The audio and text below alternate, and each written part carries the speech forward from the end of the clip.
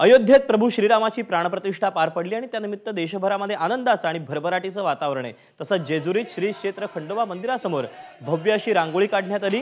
विविध कार्यक्रमांचे देखील यावेळेला आयोजन करण्यात आलं होतं। महाआरतीचं देखील आयोजन करण्यात आलं। त्याचप्रमाणे रांगोळी इथे साकारण्यात आलेली होती आणि इथे मुलींनी कथक नृत्यही सादर केलं।